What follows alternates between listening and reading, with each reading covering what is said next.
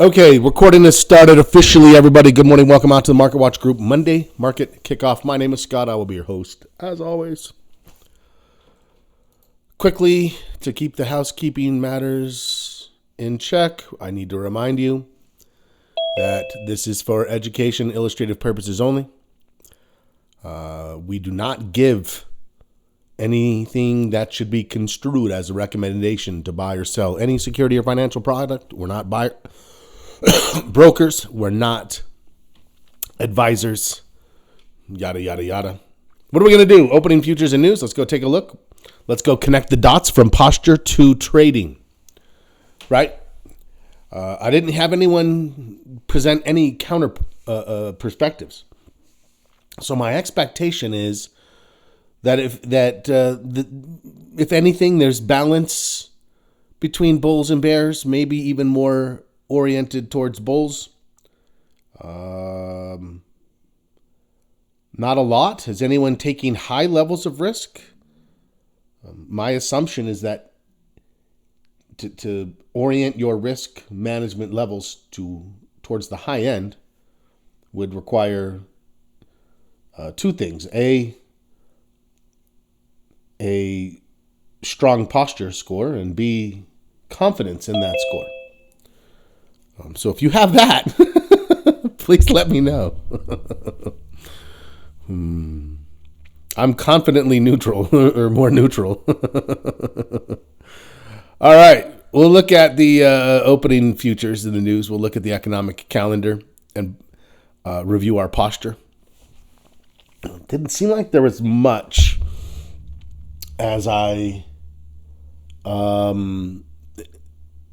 thinking back. We have obviously the employment. It's the first week of the month, so jobs. But that doesn't typically kick up until the end of the week, so we'll see. We'll watch today's opening range and look at the early week opportunity list. So, all right, let's pop in. Oh, lastly, trading sector. We're almost done. We're on record or we're on analytics. So once again, if you're new and you're like, oh, I came in halfway through, don't matter. Just jump in, get your record keeping in order. Record keeping, analytics. Next week we'll talk about goals, and then we'll start over. Boom, section 1 again. It's a loop. We're just looping.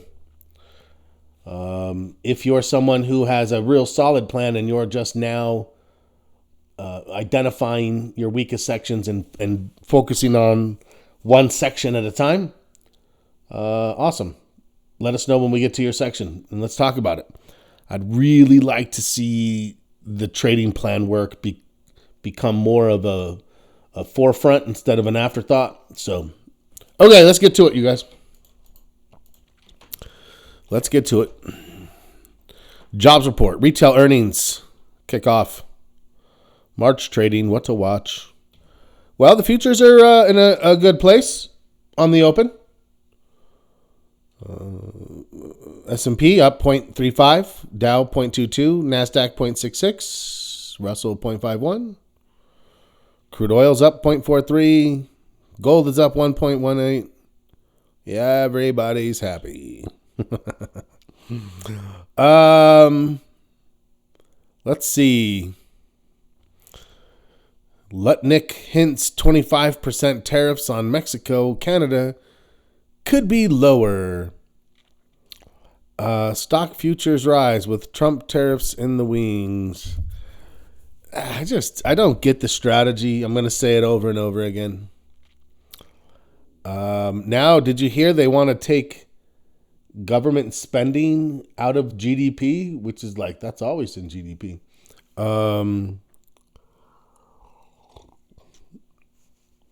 I don't know. Any rebound in S&P 500 likely be okay. So let's see. I don't see anything standing out. Just little one-off pieces here or there.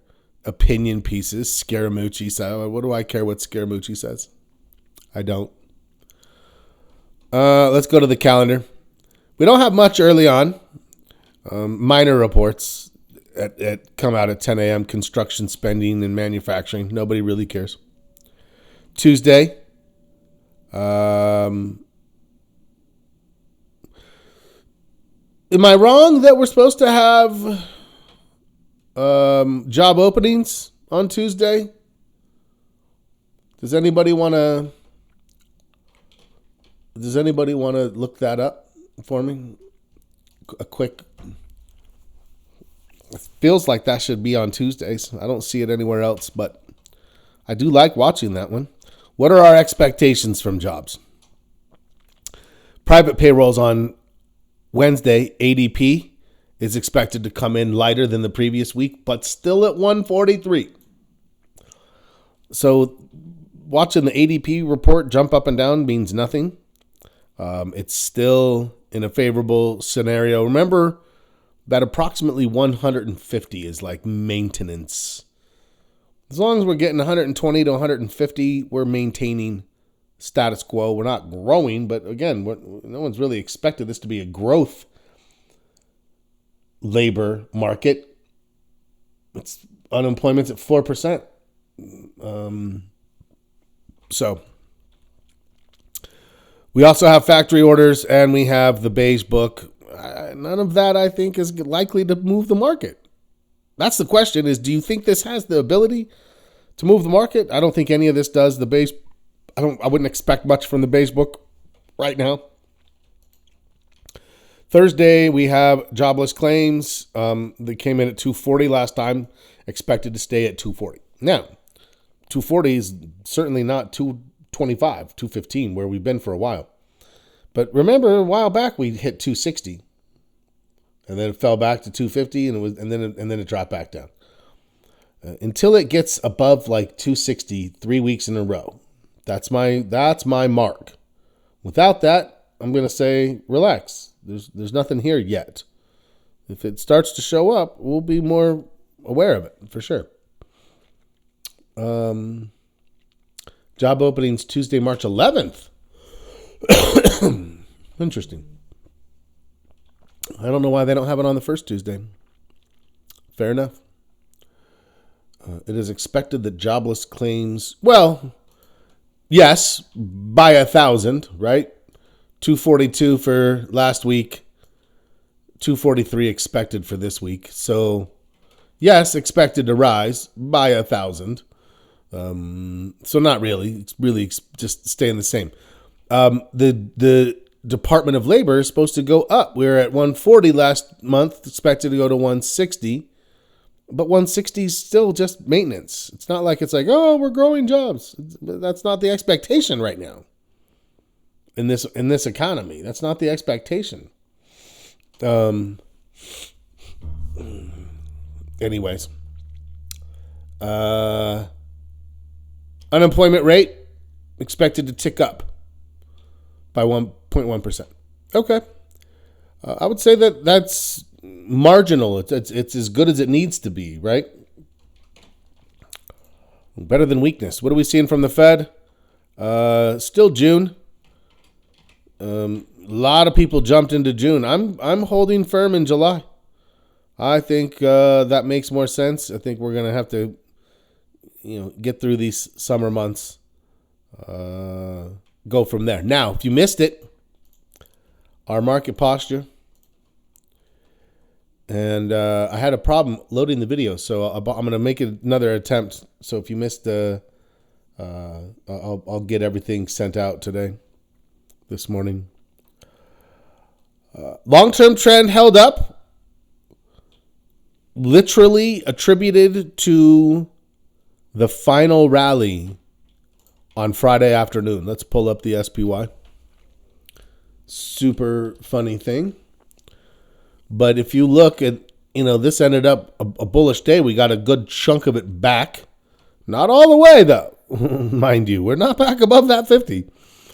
But if we go back and we look at that 5-minute, you can see that it got just such an enormous piece of that right here at the end of the day. And that is what helped. And you'll notice that red line right there, that red line showing up. That's the red line from our here. And we said if it closes below that, I'm gonna lower my weekly score, and you'll notice it was literally the last 5 minutes. I mean, if it would have got to here, I probably wouldn't have, but it got above it in the last 5 minutes. So funny. Okay, so what happened? We kept our long-term score the same. Short-term score, we definitely broke lows, obviously, which means our short-term score dropped from 1.25 to a 1. The volume last week was nasty. 4 out of 5 days had above average volume. 3 out of 4 of those were sell days. Add the previous sell day from the Friday before, and we have 4 sells, 1 buy. That caused our score to drop. So there is absolutely a bit more conviction in favor of the sellers. Our major market dropped, pushing us down even further to a neutral score now. So you'll notice we're negative on volume, neutral on major market. This was a shocker if you weren't there for me. Now, some people only dropped theirs 1/4 of a point. They went down to a half, but for me, it was enough where it was like the sector rotation component of our market posture has held strong for so long, and then all of a sudden, it's like the dam broke, and it was just like, it just fell apart. We're seeing increased defensiveness moving into sectors like utilities, like consumer staples, which is why we have increased our number of stocks with from those groups. So, yeah. And lastly, the VIX dropped another piece. So for me, it was a pretty nasty drop. You know, we don't have breakouts in our market posture per se, like we do with stocks. But if we did, think about what the context of this is. We were sitting between, right? So went from the time, let's go back to December 15th, December 22nd. Like everything was great. And then all of a sudden we had that nasty day.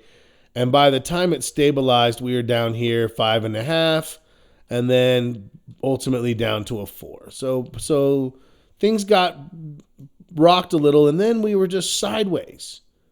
And you'll notice sideways was okay. We still put bullish trades on, and we still made bullish money. A few people were doing more speculation bearishly at that 4 level. So the weakness that dropped us from a 6 or 7 down to a 4 was enough weakness that they're like, hey, I'm gonna put some puts on. Great. Steven said he had a good run with those. Now what's happened? We were between a 4 and a 5 and a 4, and it was just holding. Then all of a sudden, bam. Led by breaking of volume, right? So it's like, okay. If you're willing, if you're comfortable, what is the implication of the market posture breaking down like this? Most definitely, if you haven't yet, you should be thinking about speculations to the downside on the bearish cycles.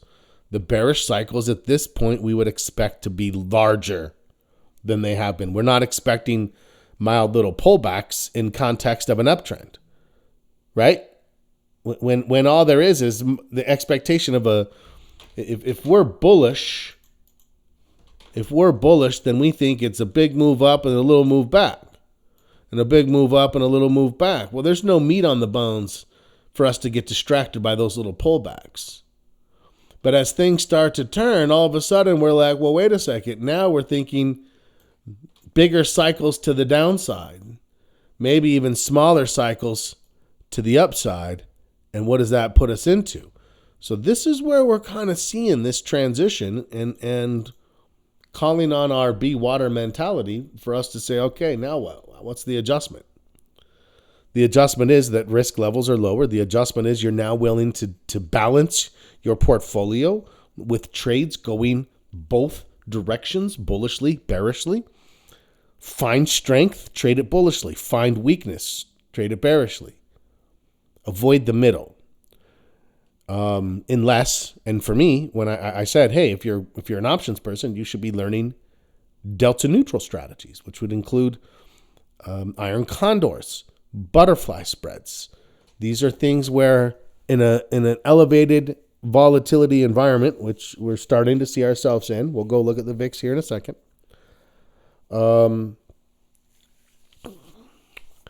What can I do that makes money if it just sits and churns sideways? So I can try to make money directionally on the things going up and down sideways, but I'm not looking to trade stock sideways. I'm going to go straight to the indices. So SPY is going to be obviously my most favorite for that.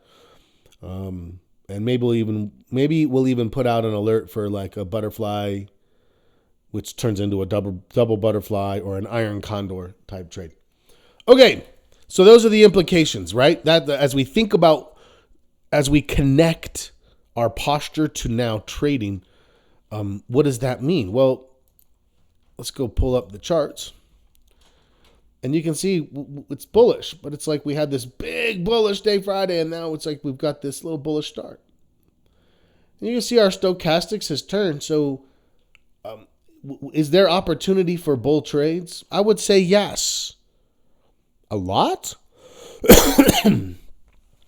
One of the things we like to talk about with our market posture that is not formally scored is how much is this market conducive to over trading. If you haven't yet, I would recommend you go into our downloads and grab the top 10 trading mistakes. It's a great, easy read to start identifying behaviors that you probably are doing and need to stop, and maybe you haven't done before and you want to avoid these top 10 mistakes. One of them is over trading, right? And someone says inevitably over and over the years to me, well, how do I know if I'm over trading, Scott? Great question. The answer I've developed is this. If you don't know for certain that you're not over trading, you probably are. Huh? Yeah, that's deep. If you don't know you're not, you probably are. What does that mean? It means you need to have a construct. In this market, because in the market when we were a 6, it was hard to overtrade, right? It's like put some bull, slap them on and let them ride. Let's go. As you look backwards at that market when you were a 5 and a 6 and a 7, I guarantee you the most common regret you had was you wished you had more on. You wished you didn't take the loss. If you would have just stayed with it, it came back. You wish, right? Because that's what happens in bull markets.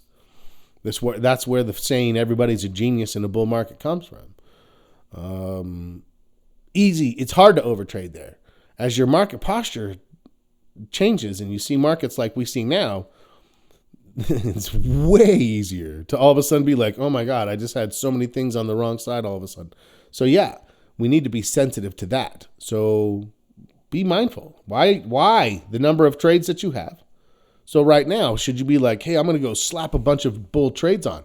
I would say probably not. I would say, if anything, this is helping carry some, a bullish start is helping carry some bull trades you have on. But right now, our thought process as this has broken this low to this new low has to be that if this thing can't get, first of all, very much here, but if it doesn't get very far above that 50 and then it rolls over, that's a high, that's a lower high. And if that's our low, our next expectation could be that this comes on back down, to another lower low. Now, remember this. If we think that we may be on pace for an actual correction, which we haven't had in a little while, a correction being a technical definition of 10%, that puts us at 552. 552. 552 is here. That is the correction level, right? I would say that's a triple. So we've already had one move here. And if we go up and we drop, I would think, yeah, we probably wouldn't get there. That would be move number 2. And then we would maybe rally. And then, let me sneak it in there before I lose my screen. That's number 3. So this is what our correction would likely look like right here. That's minus 10%. It's good for us to be able to visualize what that could possibly be if that's what we think we're moving into. Okay, let's go look around. Already you can see the buyers opened the market. The buyers opened the market. We gapped up, ran up a little bit, and then immediately were completely engulfed. So, if you're suspicious, what are you suspicious of? Well, let's start going through the watch list. But for me, at this point, if you're like, because a lot of people said it the other week, they're like, yeah, I'm starting to think bears. But don't think bears at the bottom of 7 days down. Just like you shouldn't think bull at the end of 7 days up. You're not like, hey, let's get in. You're like, wait a second, that thing just made the move. We would get in down here, not when it's up here overextended. Same thing. I don't want to get in when it's to a bearish trade when it's down here at the bottom.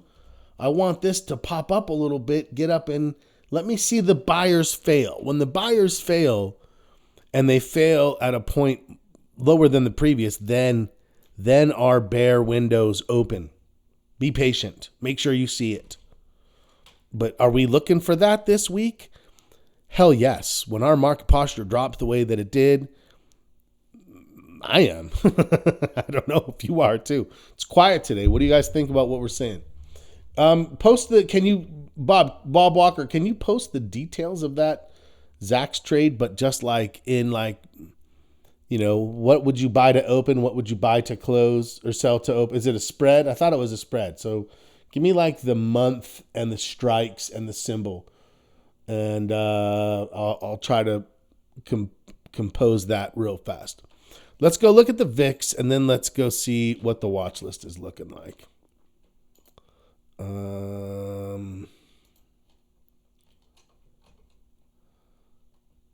Yeah, I mean, look, if you're out there saying to yourself, I'm a little concerned, I'm saying I agree with you. Yeah, we definitely escalated on up, got up to this point.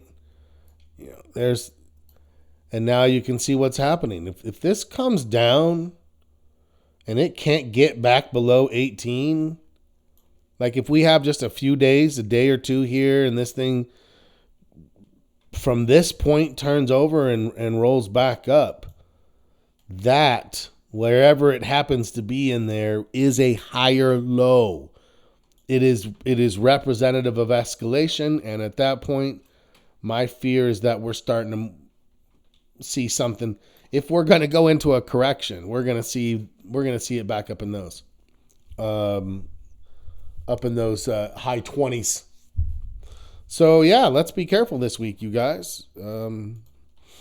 Let's see if the buyers do come in, what they're able to produce.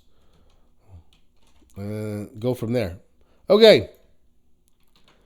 So, I mean, look, if you're thinking Apple, this is it. So this is opportunity. You can see the Heiken Ashi looks good today. Now, I would probably want to wait further than 13 minutes in, because if by noon my candle looks like this,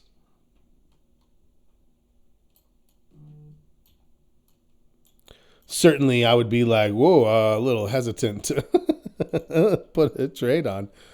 I mean, that looks fine as of right now. AEE, a new one, I believe Bob Walker. No,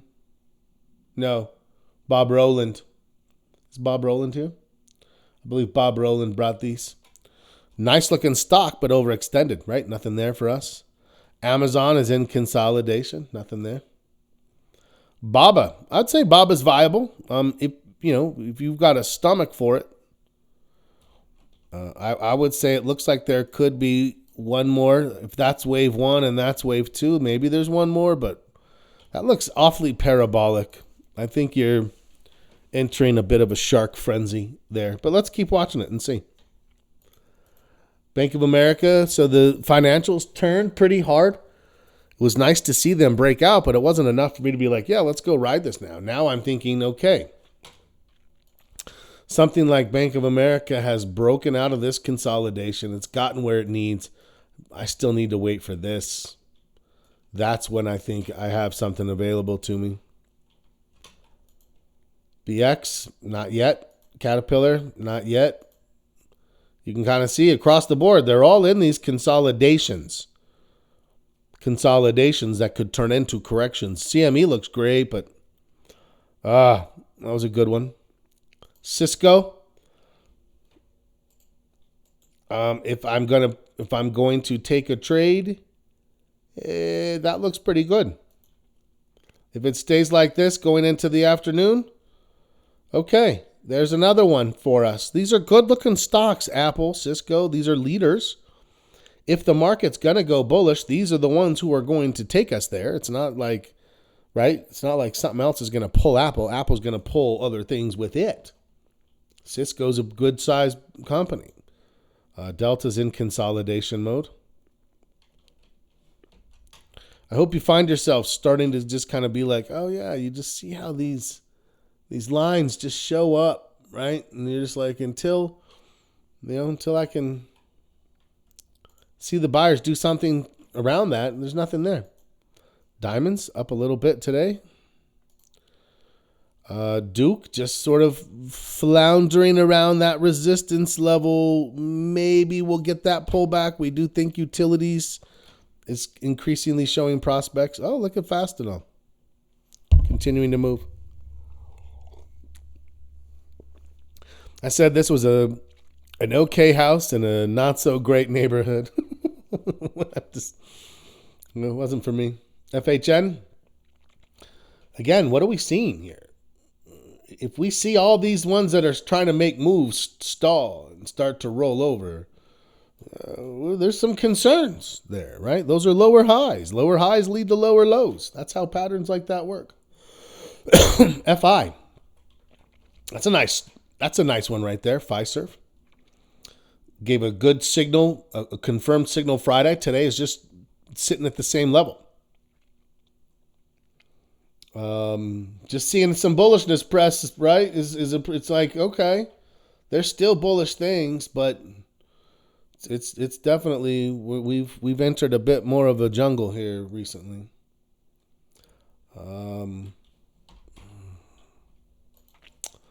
Okay, let's keep going. Again, this is one that if you were like, hey, if I'm going to trade something, it's going to be that. Flex is a no for me. Fox is a yes. That's a confirmed signal if it looks like this towards the end of the day. There it was pinching, but kind of still in the flag type pattern here. This is definitely out. This is definitely going to give you the hike and ashy. Yeah, that's a strong looking signal right there. I could see, and communication services is still a good sector. So that's another one that I could see Apple, I could see Cisco, I could see Fox. I'm still probably going to put a trade alert out, actually, as I look at these things, as long as this day doesn't fall apart coming into after the mid morning.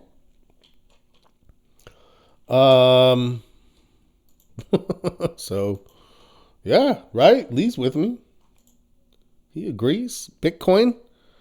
Something the president said about like adding crypto to the national reserves. I mean, that's the kind of thing. I don't necessarily think that's bad. I think that's inevitably where this is going to move towards, and it's going to force some legislation and some, like, is it an asset? Is it a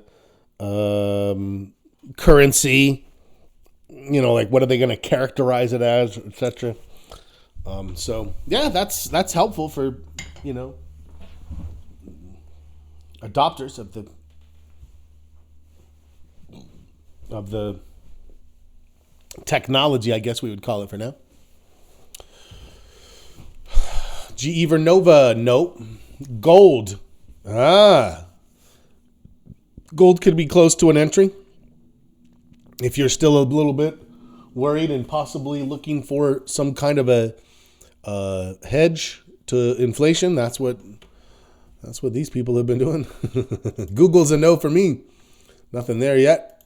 Goldman is, actually, that's worth a consideration.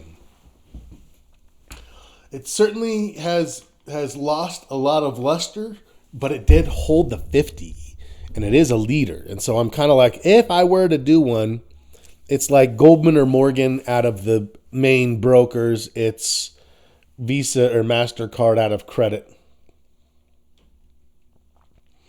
Press, that's a great observation. Gold surging while the dollar the dollar has eased back, right, in that time, but it has still maintained its strength for sure. Robinhood, less convincing to me. That's a little bit choppier. So I like GS, not as much. Hood. HTHT, I still think is viable. I think this was a strong move up, pulled back. We were looking here and it just sort of gapped on us and then it hiccuped. And all of a sudden it's turning out of the hiccup and it's like, hey, wait a second. That's exactly what we would be looking for right there. So add that to the short list for today, which includes, I should be making notes, which includes Apple. It includes Cisco. It includes CME. Yes. Was it FI? FI? Yeah, Fastenal. Fox. I mean, that's 5. Turning. And add what we were just looking at just now, which is HTHT.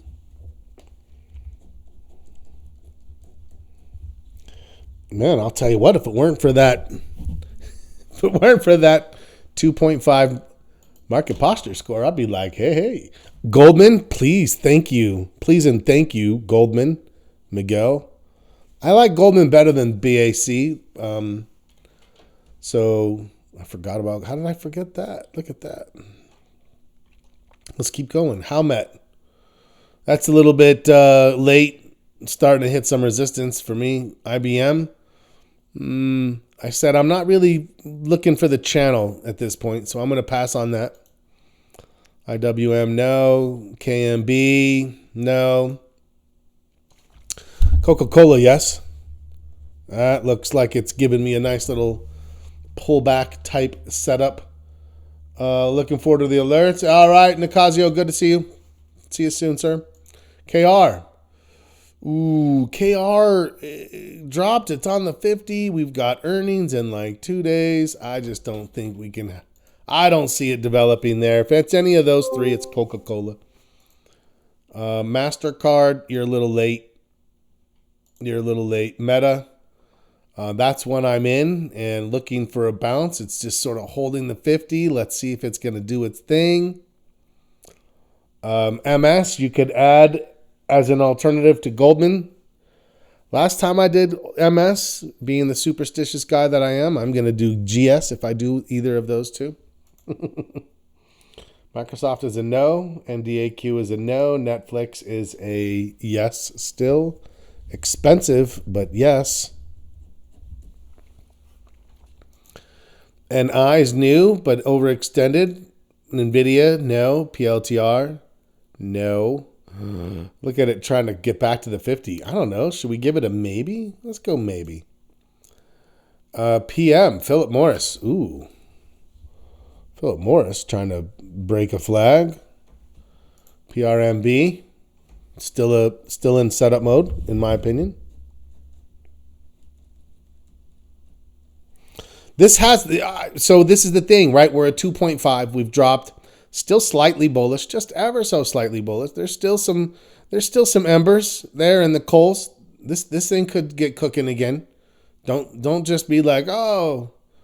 But then you have things like Roblox where it's like, this is a new low. And if this thing, where we have extended profits, maybe this is a $50 stock. Maybe 75 was just overhyped. And there's going to be opportunity for some of these things coming back down, right? Reddit.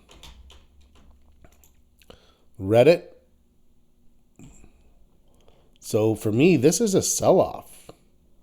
I need it to like go do this before I want to trade it bullishly again. Because if it does this, I'm thinking, oh, maybe this thing's heading back down to 140, right? What time is it? 7:54. Okay, we're doing pretty good. Rocket Labs, no. SE. That one was a bit choppy too, right? It's an ADR, so expect it to be a little choppy, and earnings are here. So at this point, I'm going to be a pass. SPY, you can see we're now flat for the day, so we're not getting much follow through from Friday. That's not great. TAL is down, nothing there yet. Toast, no. TPR is trying. It's trying for us. That's all we can ask for, is that our bulls try. Tesla, I think, is setting up for its next bearish trade. If Tesla moves into anywhere in this situation and cannot get there and rolls over, then we should be looking for this to happen again. That's what we should be looking for, right? Does that make sense? Hopefully it does. TSM, new lows. Twilio is kind of dying underneath the 50. There's the dollar. So it's not up where it was back in this area, but it is definitely still in a strong area. I agree with you there, Press, right? Like 100%. It creates an interesting situation. Visa, strong, but overextended now. That definitely gave a good opportunity. VFC, that's a good one for now, I think. I like where that's setting up right now. Viking Cruises. Not for me personally. There's the VIX already showing a bit more. Walmart. I kind of feel like there's just not really a tradable instance there, but I do like it. I don't know. Okay. So we have a good list of bullish stocks that are in setup mode, and I still am likely to maybe pull the trigger. But if this week our bullish move fails, or if it tries and fails, I'm definitely looking to be more speculative to the downside. It seems like a lot of you are too. So let's talk about that. Let's keep that conversation going in circle. One other thing. Did I miss anything? How's everybody feeling? You know, all things considered. Let's talk about the log. So the log itself is here on this tab. This is where you're doing the actual record keeping work. Once you've done that work, then you get to come here and you get all of this automatically calculated for it. AFRM. Okay, yes, I will do that. Let me just talk this through, Bob, and then anyone who wants to stay on for that, I'll give you a couple minutes for that.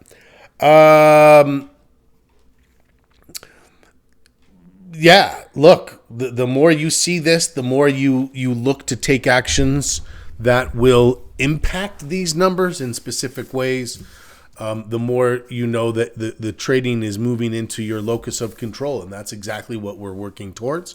So Tuesday night, we'll spend a little bit of time going through to see if there's any questions.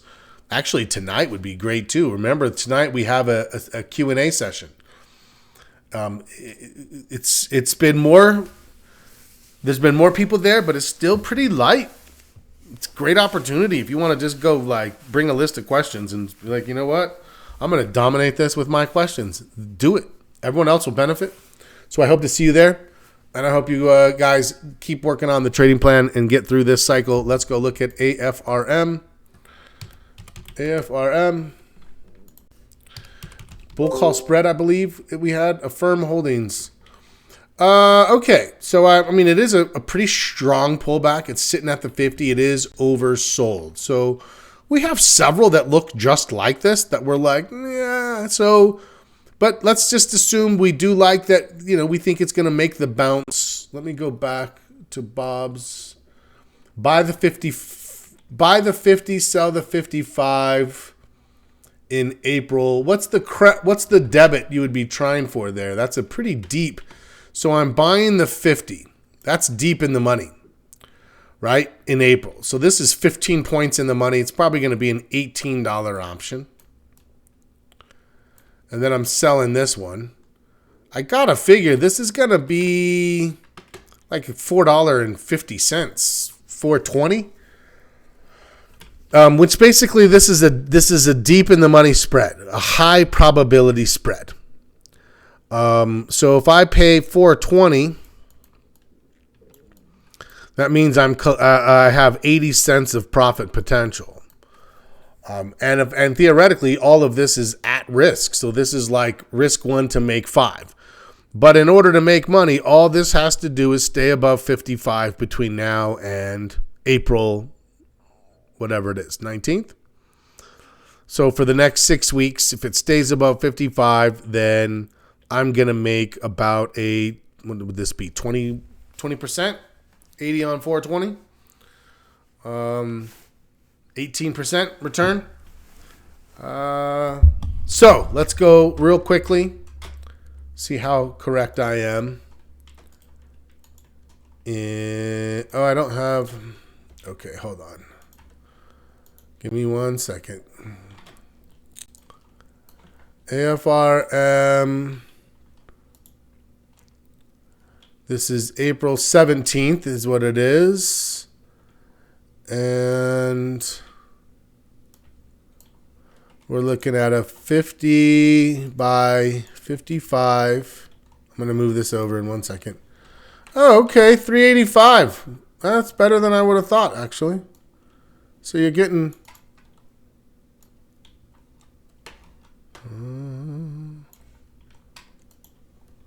388. So let's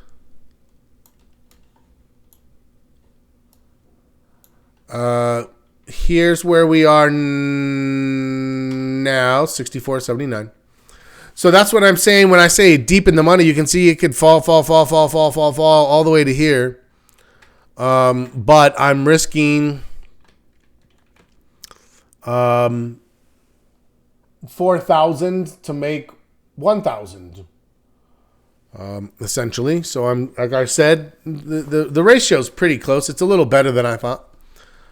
But this is a probability play where you basically stick this on and you've got, this thing could drop from 65 to 55. So it could drop 15% and your spread would still be in the money.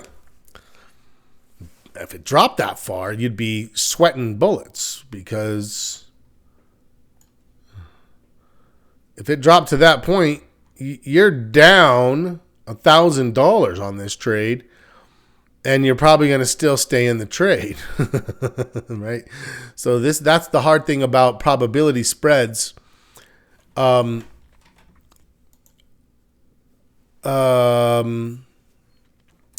Is that you don't really draw a line in the sand. It's a probability thing. So maybe you would say, hey, if it drops below 50, maybe then you would get out, and then your loss at that point is, double what you were expecting to make. Like if these go wrong, they're going to hurt. I'll tell you that. Go over the ISM manufacturing. Is that today's news?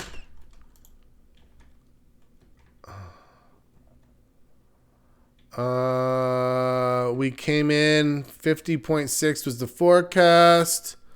Expecting it to be 50.3. Okay, so they came in a little light. It looks like they're expecting 50.6. They got 50.3. I don't know. Is that having much of an impact, do you feel? Let's quickly take a look.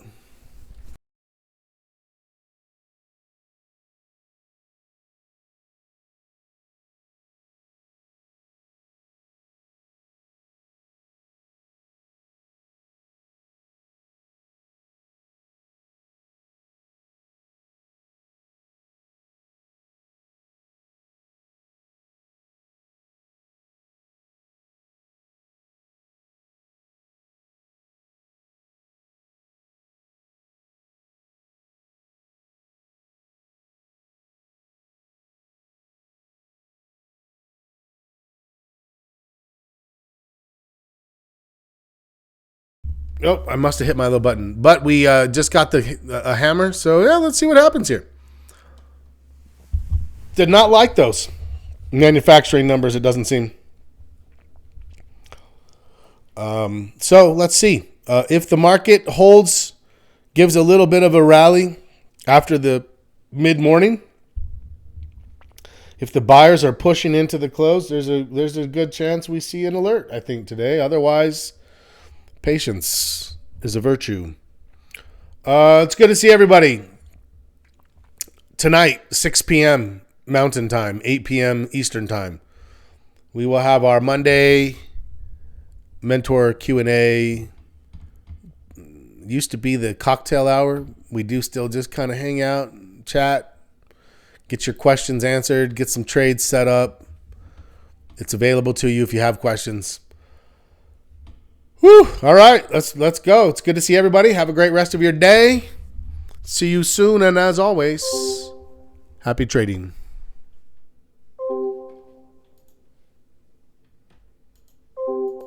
Recording stopped.